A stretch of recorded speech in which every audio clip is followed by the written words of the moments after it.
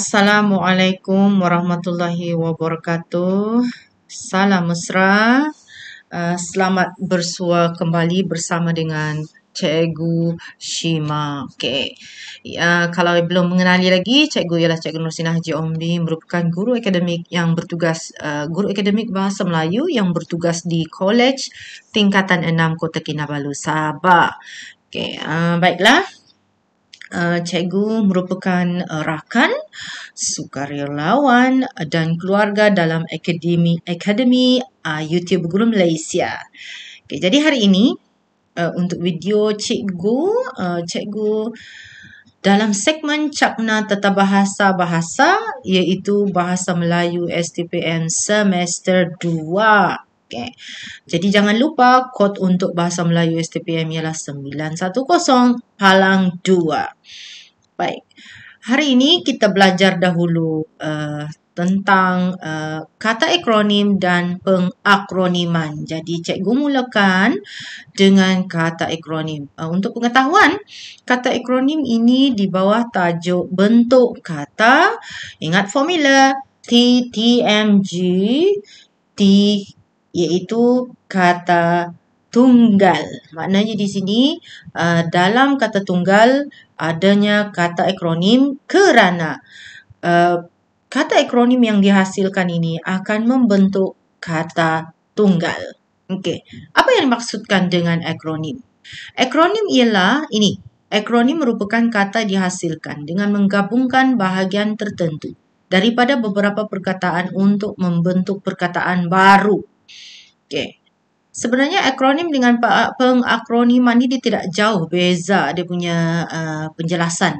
Okey, tapi cikgu berikan lagi di sini pengakroniman tu pula apa. Okey, sebab tajuk video kita pada hari ini sebenarnya cikgu kongsi tentang kata akronim dan pengakroniman. Jadi kata akronim sudah dijelaskan, kita lihat pula pengakroniman.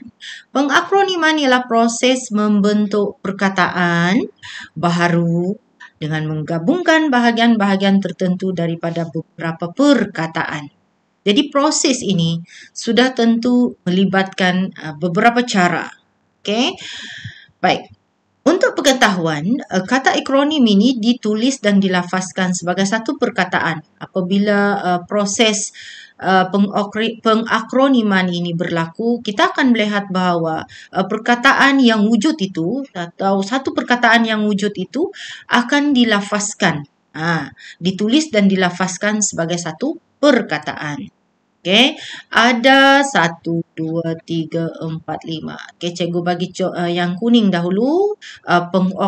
Pengakroniman pertama iaitu dikenali sebagai cara kata akronim ini dihasilkan melalui penggabungan huruf awal beberapa perkataan. Jadi kita akan lihat bahawa huruf awal beberapa perkataan seperti UPSI, University U UPSI, P ialah pendidikan, S, jadi kita ambil huruf pertama P, S pula ialah Sultan, ambil huruf S, I ialah Idris, ambil huruf I, maka bercantum dan digabungkan huruf awal ini untuk membentuk perkataan.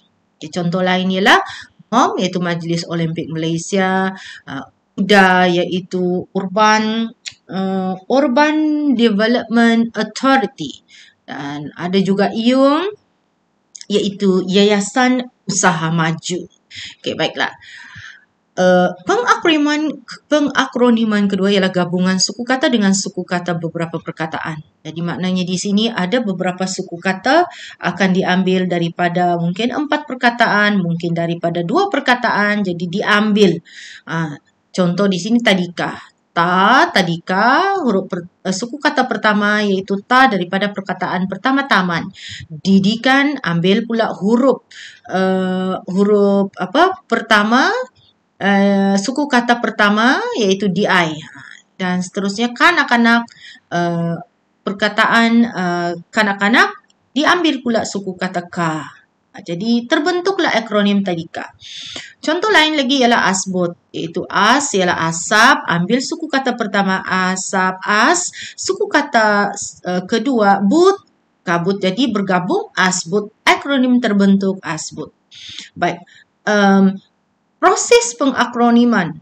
Cara ketiga ialah gabungan suku kata dengan huruf awal. Kita melihat di sini, contohnya di sini ialah Intan.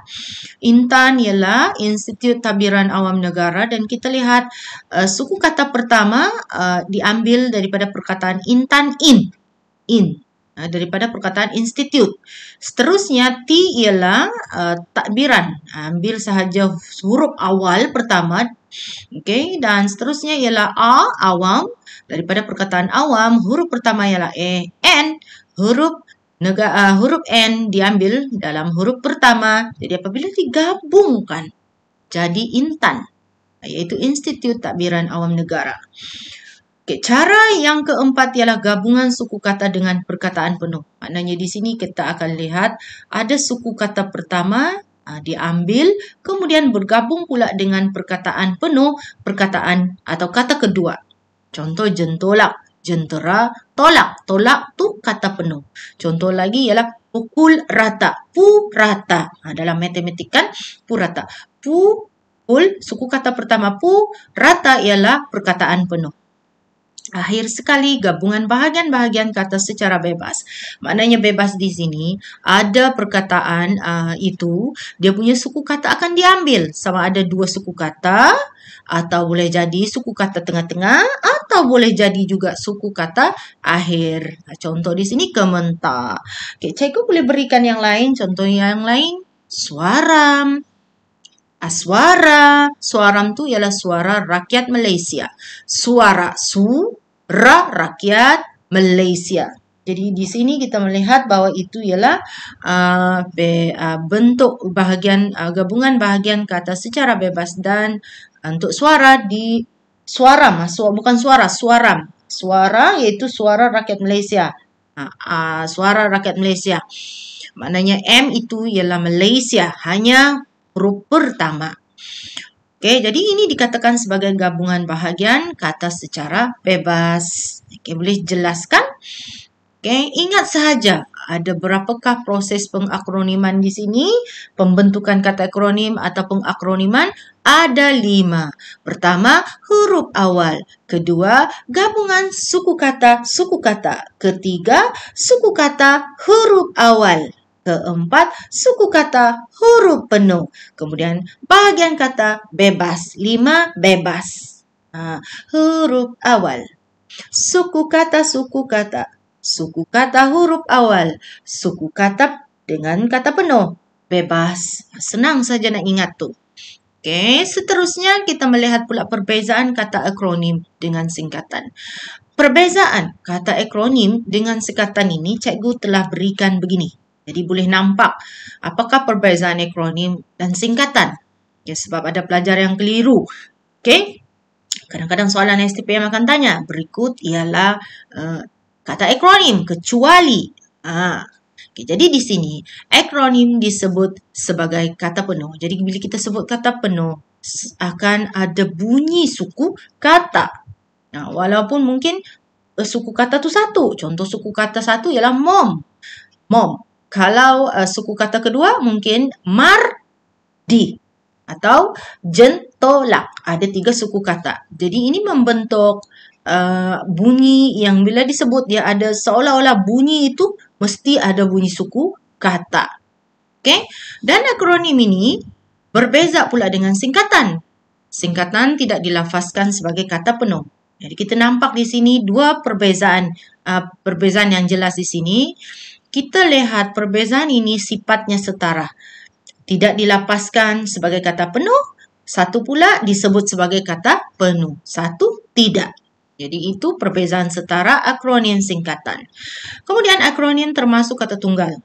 Kerana dapat digolongkan sebagai kata nama khas. Kenapa kata nama khas? Kata nama khas kita tahu ada huruf pertama, huruf besar, maka itu kata nama khas. Atau kata nama khas apabila semua huruf besar, itu kata nama khas. Kalau kata nama am pula semua huruf kecil. Asap kabut, asbut. Kemudian pawagam, kugiran, itu semua kata nama am. Semua huruf kecil. Kata kerja dan dapat menerima imbuhan. Kalau kata kerja ni, kita lihat contohnya ialah berdikari. Berdiri di kaki sendiri. Okay? Dan Kalau kita dapat, kita lihat pula untuk contoh MRSM. Kita sebut pun memang tidak ada bunyi suku kata. Dia sebut satu-satu. MRSM, LKIM, UMS, UPM. Itu semua ialah singkatan. Jadi bagaimanakah cara pengejaan kata akronim? Ada 3 cara untuk pengejaan kata akronim dan semua ini boleh dibezakan dari segi cara penulisan dia. Pertama, semua ditulis dengan huruf besar. Jadi kalau kita nampak huruf besar MOM, JAS, itu semua ialah akronim. Tetapi dieja atau ditulis dengan huruf besar. Jadi bentuknya ini golongan kata, kata nama khas. Okay.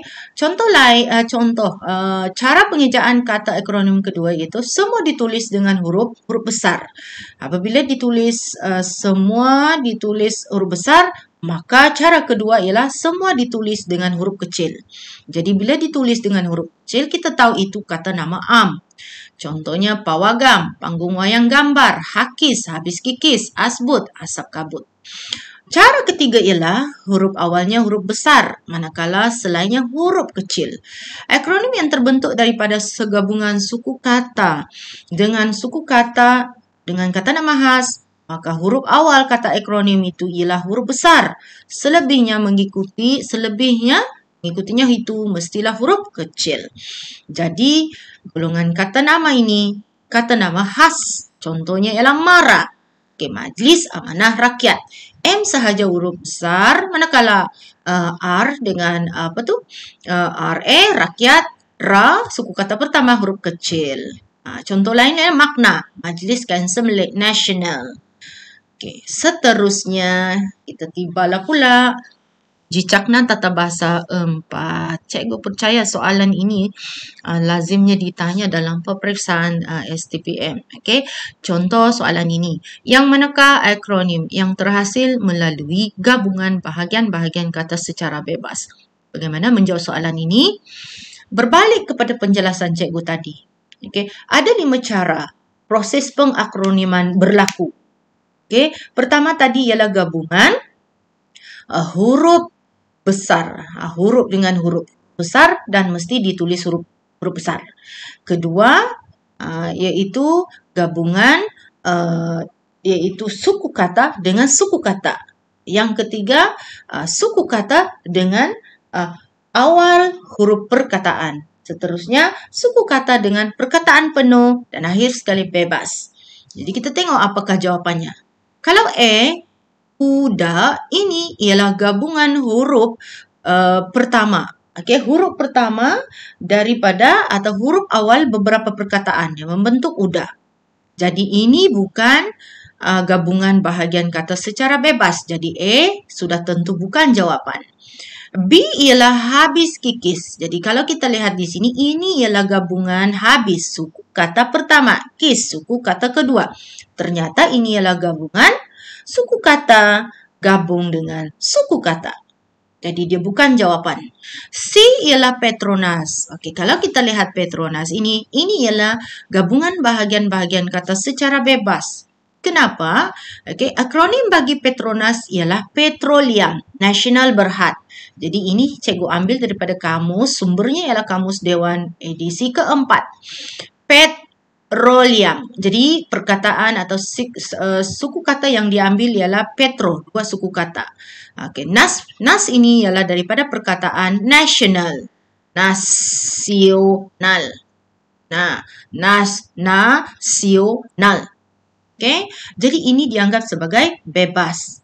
Jadi kita tahu jawapannya ialah Petronas. Kenapa pula jen tolak bukan? Sebab di sini pun kita nampak tolak itu perkataan yang penuh. Tetapi jen pula hanyalah suku kata pertama. Jadi ini ialah gabungan suku kata gabung dengan kata penuh. Jadi dia bukan gabungan bahagian kata secara bebas. Jadi kita kena analisis cara bagaimana gabungan bahagian kata ini dihasilkan. Ingat 5 cara tadi, iaitu gabungan huruf awal perkataan, 1. Kemudian gabungan suku kata dengan suku kata.